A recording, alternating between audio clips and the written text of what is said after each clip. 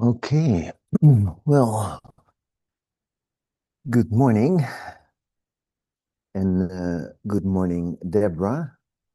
Good to see you here in Africa. Awesome. And Chris, welcome. Bunny, nice to see you. And Ruben, good morning to you. And Christina just came on too. And the rest, well, we already shared some silent acknowledgement. And just to give you an idea where we are today, we are at page number 42, and it's the second subchapter of chapter 6, The Voice of the Truth in You. And the second subchapter is Presence. And before we start, I thought we can just do the 8 affirmations. And so I would say everybody can unmute and we go one at a time. Whoever feels there's one in their mind, they want to say, they just say it, and we'll see if we can complete the 8 affirmations we have been given. So just to remind everybody that that's something we try to incorporate in our being. Or you can just put up your hand and I just call on you, and we can do it like that. Maybe that's a better way of doing it. Iona has the first one. Why not? I can start. And the first affirmation, I'll say it and then we can repeat it together. I am the love that lives within me. So we can unmute and then, do you want everyone to unmute? No, just say it together. Okay. I am the love that lives within me. Okay, so when we repeat, we should not all unmute. Actually, this is a better way of doing it. So I think just raise your hand if you want to do one, and I just call on you. So, and I think it's a nice idea what Iona said. The person says it one time and then goes on mute, and then we just say it all together. Yes, so the person keeps unmuted, says it, and then we know it's finished. Then the next one. Is it understandable, that kind of way of doing it? All right, awesome. All right, anybody else? Glad. I'll do 2. My Father and I are one.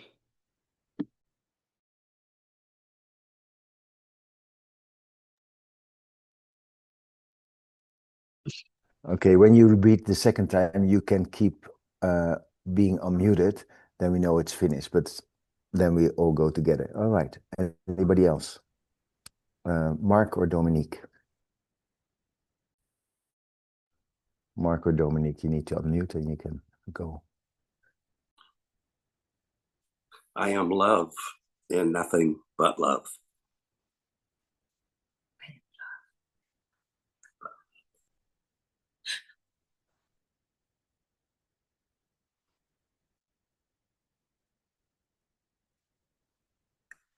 All right, thank you. Deborah.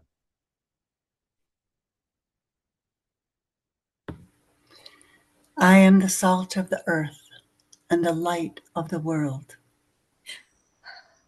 I am the salt of the earth and the light of the world. Thank you.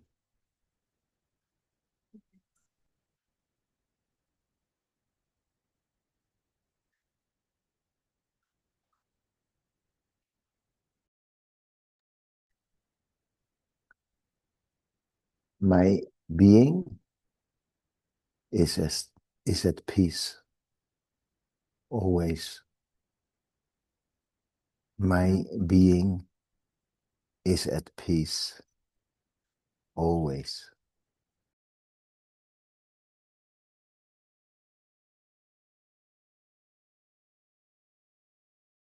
Iona?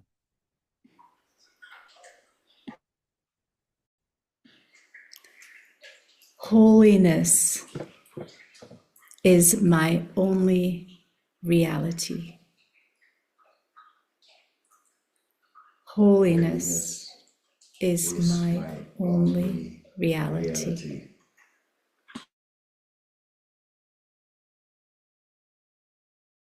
Yes, glad.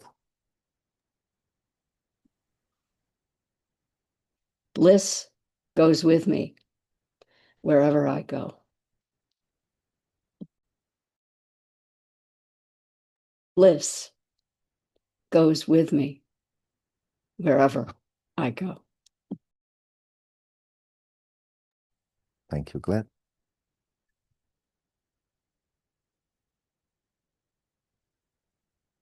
All right, then I will do the wisdom.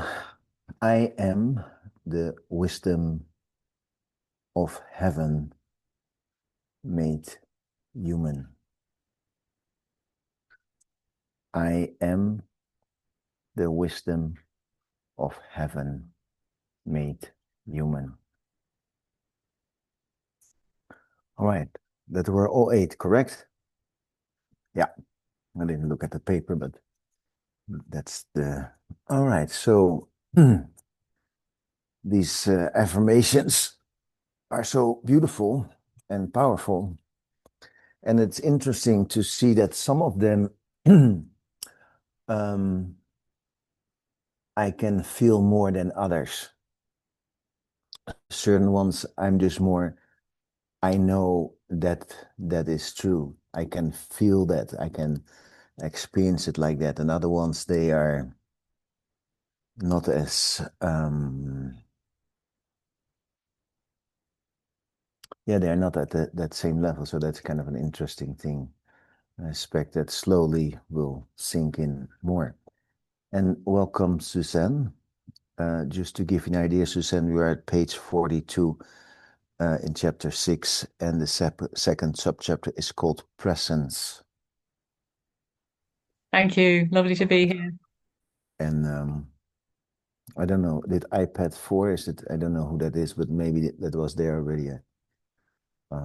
Welcome, iPad 4. All right. So let's start. I'm gonna start with the first couple of paragraphs. To believe there are bad or good thoughts, feelings, or desires is to create an antagonism that has no anchor in truth. As you have been told in the other revelations, thoughts are either true or false. But this can lead to the belief that opposites exist. If that were true, there would be a conflicted, divided mind. But the mind has no opposites. It simply extends divine thoughts as an expression of the love that is. Unlike the intellect, the mind does not think reflectively.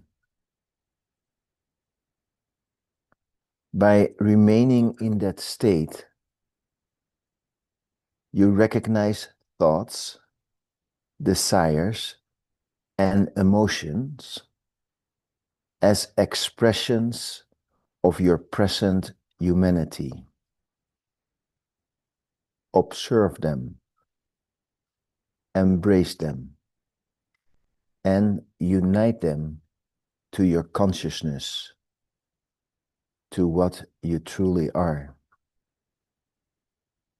Because of that union, They will always be an extension of the love that you are.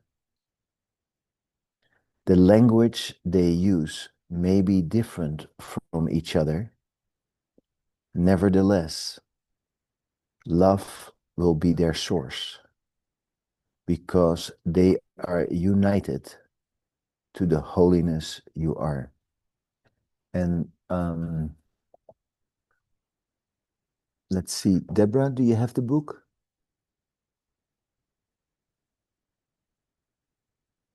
Did you say no? Yes, I said no. Okay. Well, then Barney has the book. Barney, would you like to repeat that to us? Thanks, Deborah. That's okay.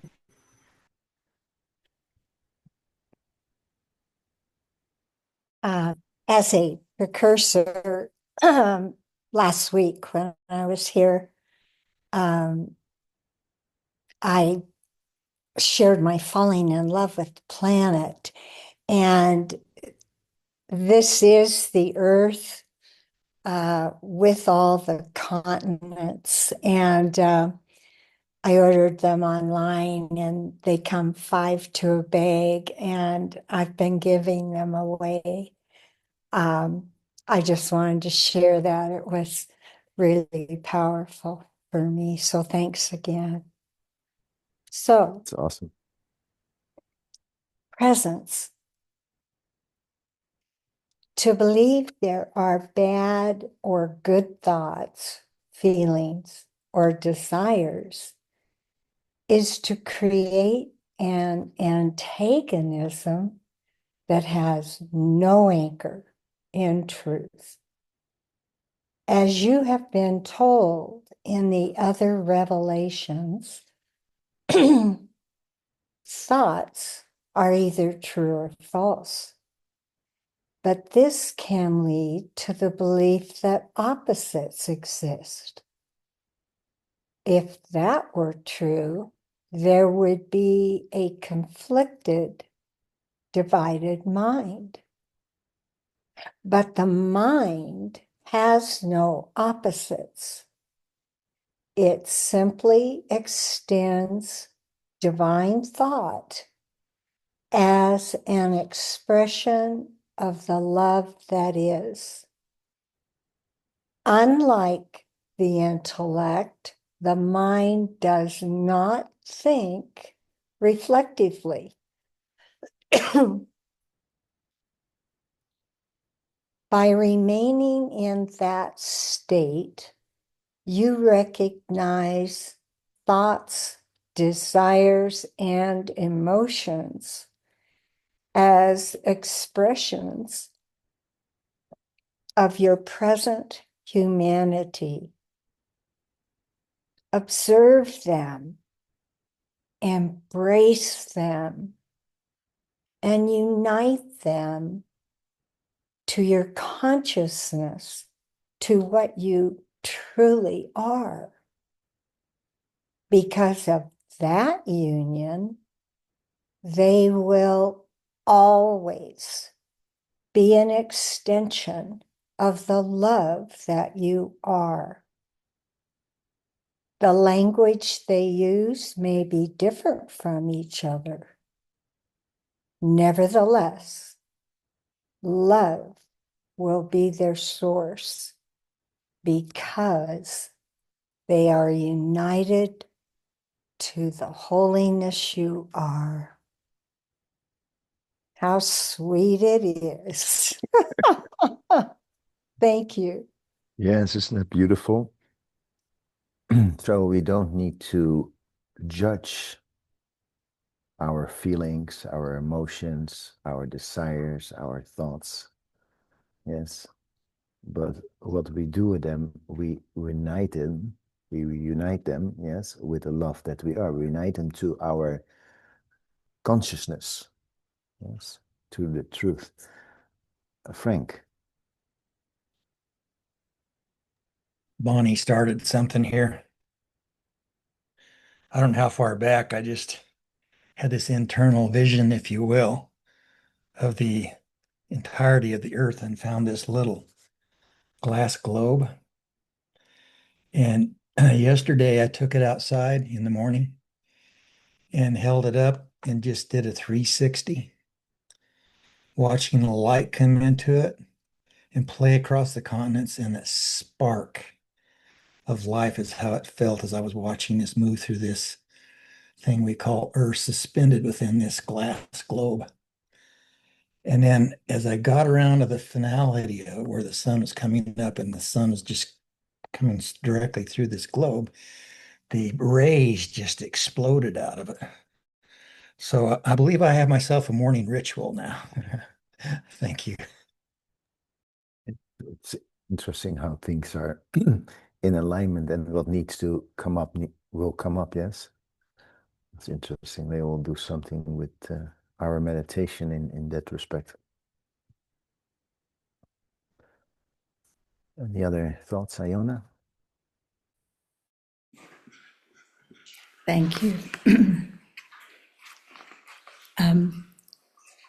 I felt like these two paragraphs are expressing an ultimate expression of compassion, compassion for ourselves and compassion for each other, because recognizing that all of our thoughts, desires, and emotions as expressions of my present humanity. It's as I am. Those expressions are coming from as I am. And the same for if someone's expressing something to me, and maybe part of me doesn't like that expression, but then recognizing that that is just an expression of the present humanity of that other, is having compassion for that, for myself and for the other. So it's just a beautiful way to be in the world, recognizing that every expression, there's nothing good or bad about it. It's just a present expression of my humanity as it is today in this moment, which may be a little bit different than the next moment or the next moment, but it is as it is right now. That was one thought. And then the other thought was, I thought, it's just like, the mind has no opposite. It simply extends divine thought. And it just reminded me of that we're like the sun. We have no opposite. The sun has no opposite. It's just an expression and an extension of love. There is no opposite to the sun. There is no opposite to us.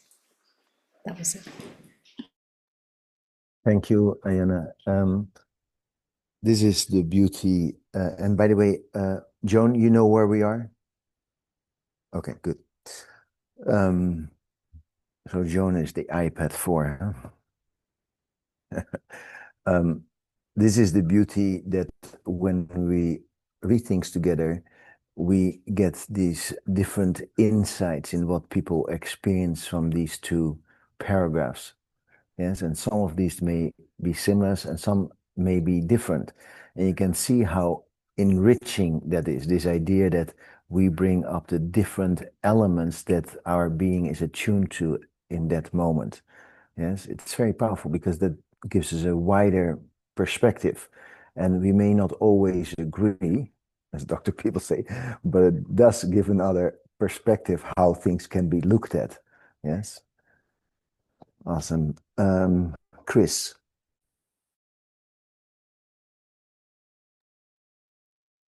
Hi, I'm glad to be here as usual. I love the statement in the reading, observe the thoughts and embrace. To me, embrace means the same as acceptance. It's synonymous with awareness and acceptance. And when I am aware and I accept, it unites with that loving awareness, because I believe the definition of loving awareness is source. So, and of course, if I'm present and I'm aware lovingly, acceptingly, embracingly, whatever I once saw fearful, in a fearful perceptions, are now coming up to be embraced, to be loved in awareness. So even those are logs for the eternal fire within. I love Bonnie's gift giving of the little earth marble or ball. I carry with me a bag with hearts, little stone hearts of different gems, and I give it as gift, as an extension of love from my heart to that person that I give the heart to. And yeah, that aware state of mind that's unified, that's non-judgmental, that's loving, that's accepting, has no opposites. But I could observe the opposites of duality, of ebb and flow, of masculine and feminine, and embrace and accept all aspects of that within. And even the highs and lows of life.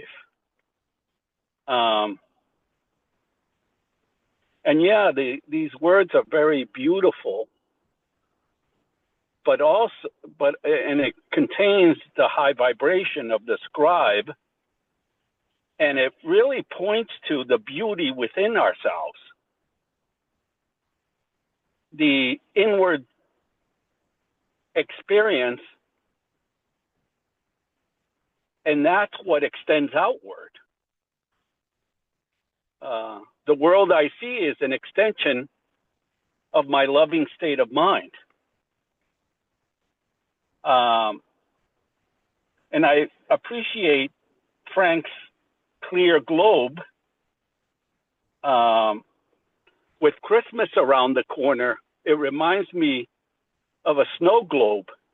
You know those globe, when you move it, there's snow all over the globe and it's beautiful. But that snow could be representative of thoughts in the mind, that's all over in the mind. But when I sit in stillness, when you still that globe, that snow globe, all the snow clears from the globe. Could that be the answer to all the turmoil in the world, by clearing the mind and sitting in silence? I'm complete. Thank you. Thank you. It's a nice image. Maybe we should give That away was super. globes. Christina. Yes, thank you for that, Chris. I was touched by the words also, regarding embracing and honoring those human thoughts, and through the unification or the union with love. And what I especially liked, if I heard it right, was taking it even further and uniting it with our holiness, because that is the essence, the core, the spirit, the light. And when we can bring that human emotion or mind emotion to the holiness, it doesn't really matter in the same way. It just is, and it's perfect. And I just really appreciated that bringing them to consciousness, which in essence is uniting them with holiness. Have compassion. It is as it is. Thank you. Thank you, Christina. All right. All right. So let's read on a little bit. And Glad, would you like to read us the next two paragraphs? Yes, I'd love to. Thank you. Since everything. Okay. Since everything that your present humanity manifests is an extension of the love you are, why are loveless acts often performed in the world of duality? Because when that happens, you are not present.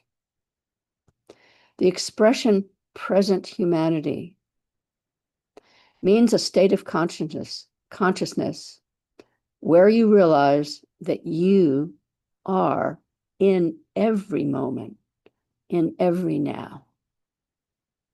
When you disconnect from the present, you are not anchored in who you are. The gateway to unity is your present experience. In the present, it is impossible to live without love or to extend anything other than divine beauty, because love is always now, just as you are. You may think that all of this has already been said.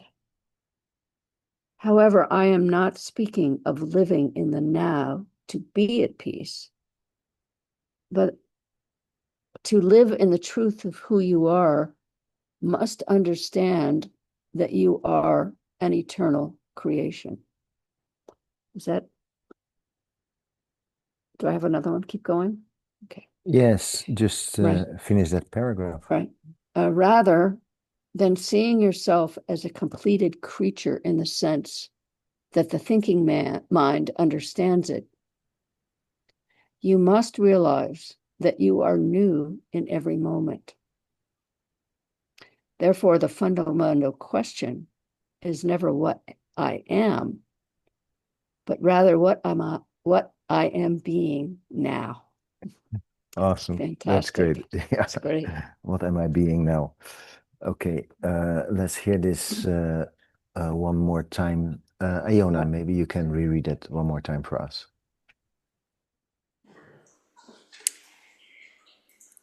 Since everything that your present humanity manifests is an extension of the love you are, why are loveless acts often performed in the world of duality? Because when that happens, you are not present. The expression present humanity means a state of consciousness where you realize what you are in every moment, in every now. When you disconnect from the present, you are not anchored in who you are. The gateway to unity is your present experience. In the present, it is impossible to live without love or to extend anything other than divine beauty, because love is always now, just as you are. You may think that all of this has already been said.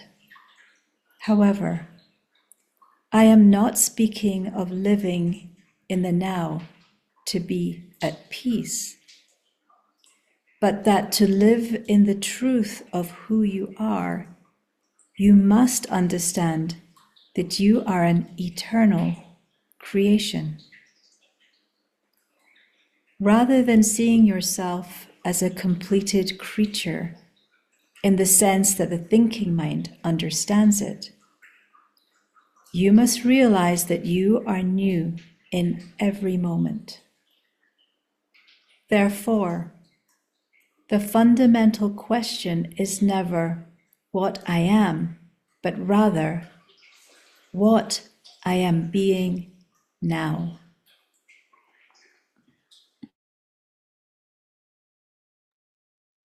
Yes, that's a beautiful question, yes, to ask yourself all the time. What am I being now?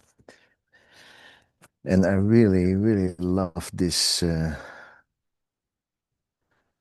line, the expression present humanity means a state of consciousness where you realize what you are in every moment, in every now. When you disconnect from the present, you are not anchored in who you are.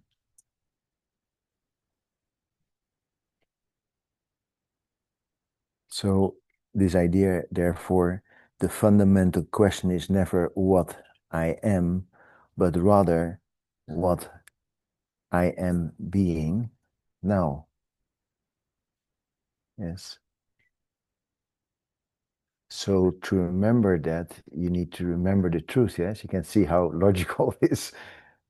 Otherwise, you just forget, yes?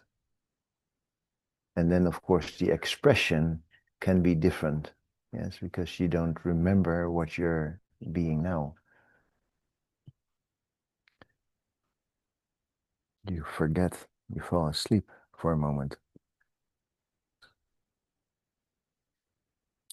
When you move from what I am to what I am being now, you join with what your humanity is being now. It's so beautiful. All right, any other thoughts?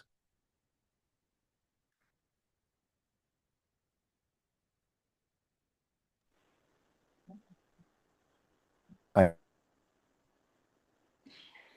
Couldn't get the hand up. I really love this focused attention on presence and the simplicity of this idea that when we are present, then we are love, because love can only exist in the present. So when we are present, we remember who we are and we are an extension of love. When we're not present and we're in the world of duality, then we temporarily forget who we are.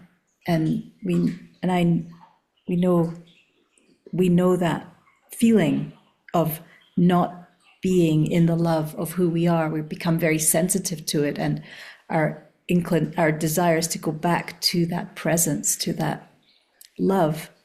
But I was always also thinking about it from the perspective of who we are in relationship to others. So when another is not present and maybe has temporarily forgotten who they are, and some kind of expression is coming up from that part of them, if we remain in our presence in that moment, then their expression is dissolved in love. And that is really a beautiful relationship to have with another. So rather than reacting to their temporary forgetfulness, we respond in love, and that literally dissolves that in love, was what came up when we were reading that together. Thank you. Yes, beautiful. Did Dr. People talk about it yesterday? About this idea? It's funny when Iona was saying this, how when you are with other people, it's like I just heard that. I was just talking with somebody about it, and now I'm wondering if it was in my dream or last night when we took a bath and we were listening to Dr. People and he was saying so. So anyway, it's just kind of it's so interesting when these things happen, yes? All right, lots of hands up. All right, guys. Glad, and then Frank, and then Bonnie, and then Deborah. I love that when we're reading things, we're beginning to confirm experiences that we've perhaps had for a long time, but that they're being actually expressed in a way that's so recognizable for us. And in this case, that idea of present presence, if I can put it that way, it is actually changes our whole idea of time, does it not? That being present is what brings us into the eternal experience that we are. That is continues and continues and continues, moment by moment by moment. But each moment contains the whole, as we know. So, and I love that as I begin to feel that more deeply as an experience, the infinite nature of the present, I see that infinite nature actually is what love is. And as you were saying, Iona, it is what embraces all of us, no matter where we are in our whether it's in our intellectual mind or in our true mind. And so we're all being embraced by that sense of the infinite love that we are. Thank you. Thank you, Glad. I'm so much enjoying our insights in these readings, how rich they become together. It's just amazing. Frank? I was just struck actually by how many times Iona said the word we. And there's this one piece in last sentence here. Therefore, the fundamental question is never what I am, but rather what I am being now. And to sit with that idea and what are we being now? And it definitely feels like I'm joining with you amongst a whole bunch of other people across this planet. Thank you. Yes, I noticed lately our gatherings are well attended. Bonnie.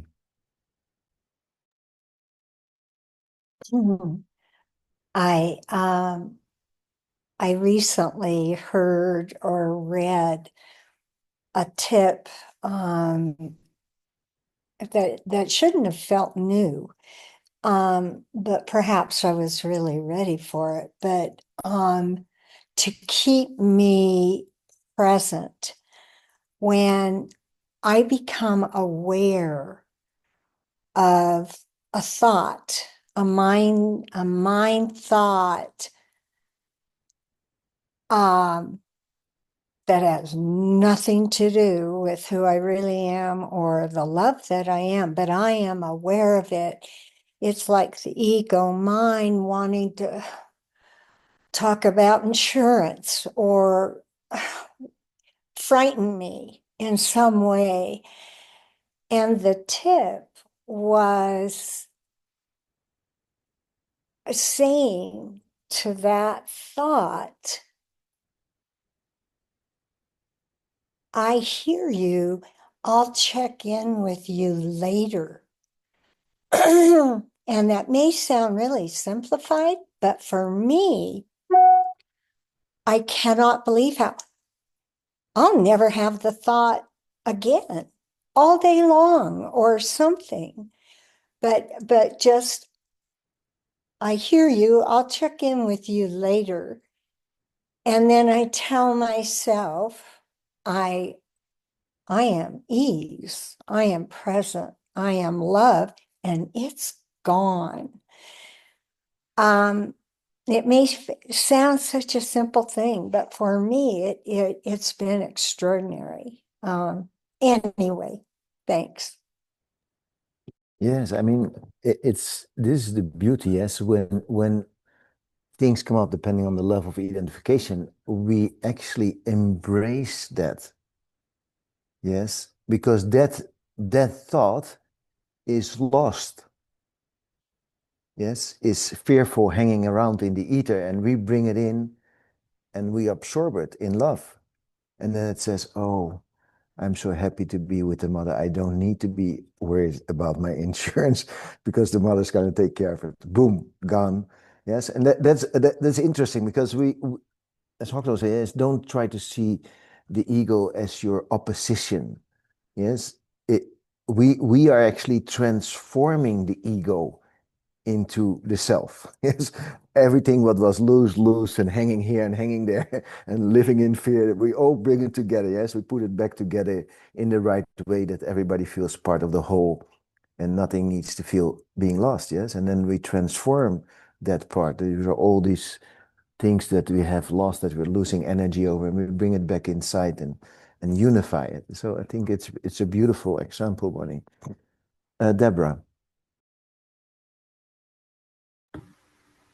Thank you, Hub. That was a good introduction to what I was going to share. And going back to the first paragraph where he's talking about basically when we believe in divinity, and the belief in opposites. And then he says, if that were true, there would be a conflicted, divided mind. And that is actually the reason for the question that he asks in the third paragraph, where he says, why are loveless acts often performed in the world of duality? Because it is a world of duality, and we have the choice to either choose love or not. And what I've come to realize is that we came into these bodies to live in a dualistic world, to experience suffering so that we could bring divinity to it. But we seem to claim the suffering as our own, which separates us from the divinity, so that we can't get to that present moment very easily sometimes. So it's the view of suffering, because we suffer when we're believing we're separate. And it just that shift for me made a huge difference, to recognize that I am here to bring my divinity, to bring the divinity of all that is to the suffering. And then I don't have to claim it, because I know it's not me. I know who I am. And also, when you were talking, how what occurred to me was Humpty Dumpty and all the king's horses and all the king's men couldn't put Humpty Dumpty together again. And it's because they were working on a purely physical level. But from a spiritual level, it was never broken apart. So anyways, there's so much to say about these words. Are so sacred and really rooted in truth. It's really beautiful. Thank you. Yes, thank you. And also another thought of other things what I have seen lately myself. So sometimes certain thoughts, they feel closer. They are kind of part of our structure and how we have been programmed. And then there are thoughts that come in for no apparent reason. And it's like, what it has to do with me. And I realized that is the collective consciousness. I was just thinking about lately that some of these thoughts, and then I was doing the same thing, embracing them, because I realized, oh, that's the collective consciousness. So we are not just healing ourselves, we also are healing the collective consciousness. So things come to us, say, oh, well, let's take this in. Let's kind of transform this also. Anyway, that was just another thought I had about this. All right, so that were a lot of good thoughts and beautiful sharings. Thank you. So let's continue. Let's see, Suzanne, would you like to read for us When You Move from What I Am? And just do a couple of paragraphs. Yeah. When you move from what I am to what I am being now, you join with what your humanity is being now. Therefore, you remain in the consciousness of love, your true being. And consequently, what you hear in the moment is your being, which is love, which is the infinite consciousness. Such hearing does not happen through the ears. It is an awareness, a realizing. When you feel joy or any other emotion and dare to absorb its energy drop by drop, you are listening to your humanity. Every time you observe your thoughts, and become aware of how the veils between the thinking mind and the truth are being removed, you are listening to infinite consciousness. This is likewise true when you observe the mind denying the truth.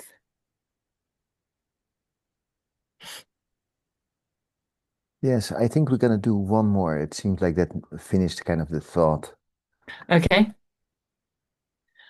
By contemplating what surrounds you and embracing the reactions, sensations, thoughts, and feelings that they provoke in you, you are listening to love.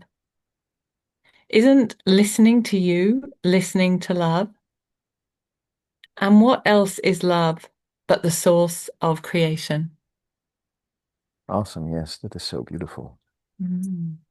All right, let's hear this one more time. Frank, would you like to repeat that to us? When you move from what I am. Sure. When you move from what I am to what I am being now, you join with what your humanity is being now. Therefore, you remain in the consciousness of love, your true being. And consequently, what you hear in the moment is your being, which is love, which is the infinite consciousness. Such hearing does not happen through the ears. It is an awareness, a realizing. When you feel joy or any other emotion and dare to absorb its energy, drop by drop, you are listening to your humanity. Every time you observe your thoughts and become aware of how the veils between the thinking mind and the truth are being removed, you are listening to infinite consciousness. This is likewise true when you observe the mind denying the truth. By contemplating what surrounds you and embracing the reactions, sensations, thoughts, and feelings that they provoke in you, you are listening to love. Isn't listening to you listening to love? And what else is love but the source of creation? You know, it's coming down to an awareness, at least at present, of judgment. I can have and I can see all these things, I can experience all these things without judgment. It's a moment by moment thing. Okay, you know what? I created that. And I can recognize it's just pure illusion. I used to think I was crazy, no cracks from the peanut gallery here now, because I couldn't stop my thoughts. And now just seeing them and sometimes even laughing about a thought that came up and say, I created that now. And it's very much driven more and more recently by the awareness of the voice, my inner voice. And what I'm discovering is that when I identify with that inner voice as me, instead of this voice being directed at a false image or a false self, there is a dramatic difference in the experience of the body and the awareness of the present moment. Thank you. Thank you, Frank. Chris?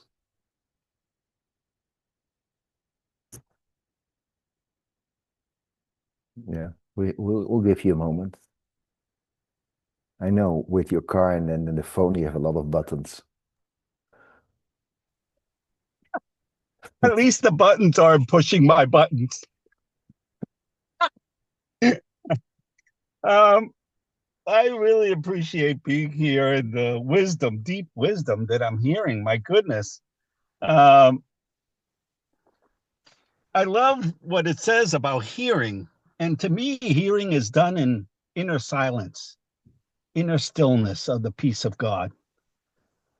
And of course, in that inner stillness, I'm aware of that. Or as they say out there, I am that. awareness and inner stillness in the holy instant, in the moment. I like to add something, moment by moment.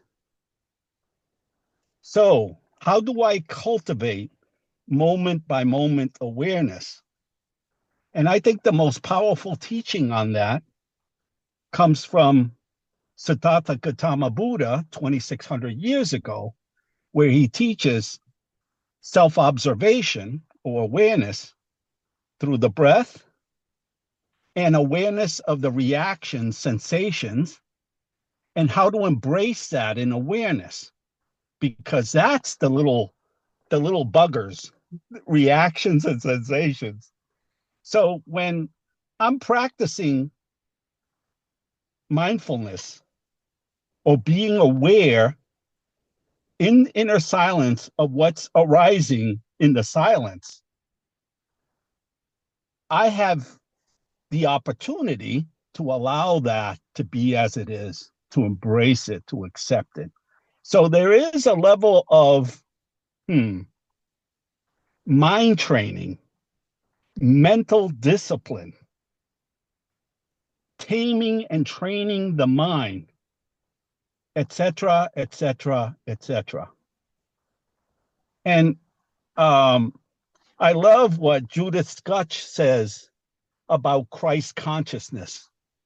She says we realize, or with real eyes, see what's going on. And for me, is transmuting it, dissolving it,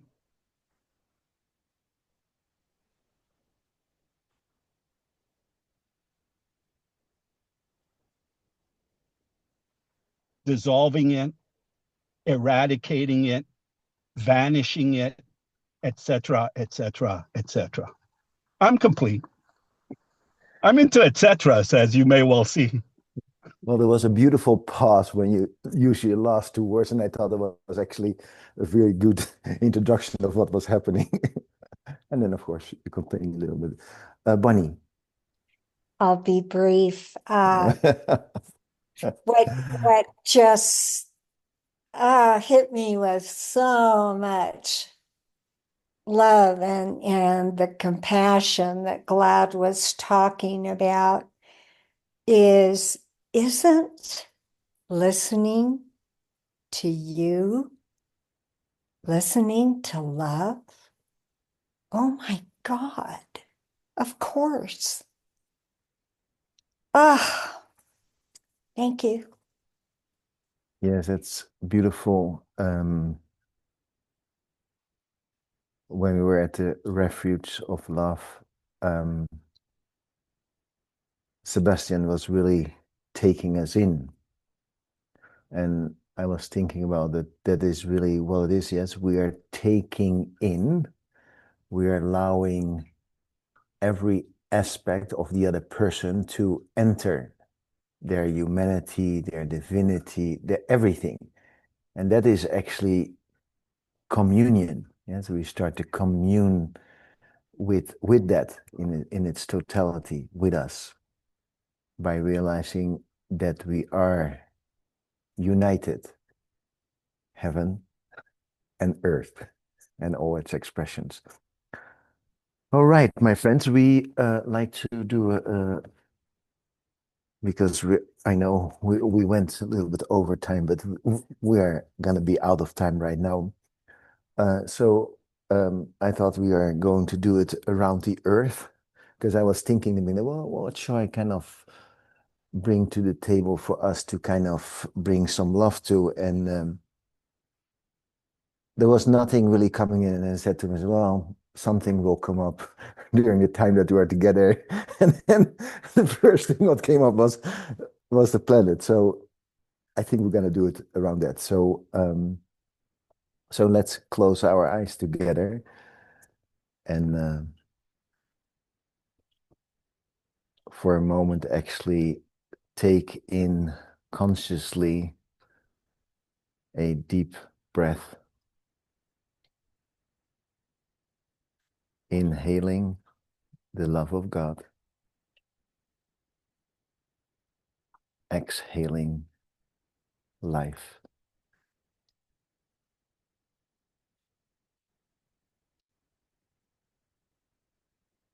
And in that stillness that we feel inside of our heart,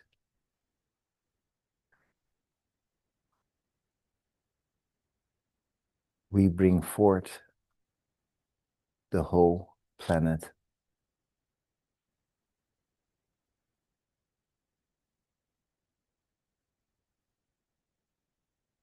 And we wrap around our planet that stillness and that love and that light that we are, holding it close to ourselves.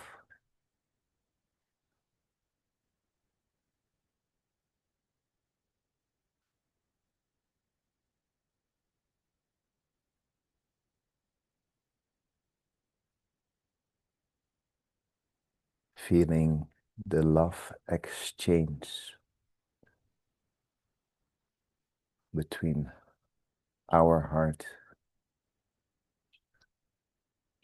and Mother Gaia.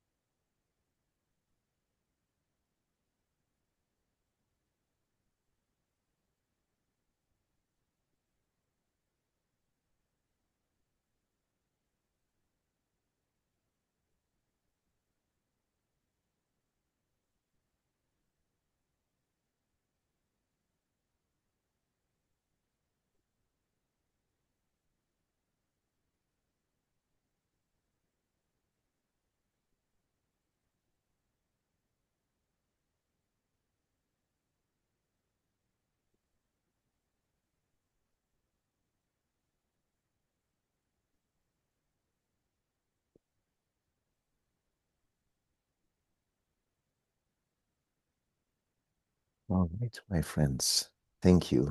Susan, did you want to say something? Yes, what you just said then, Hull, reminded me we have a song and it begins, Mother, I feel you under my feet. Mother, I hear your heartbeat. So I just thought, and it's a song to the earth.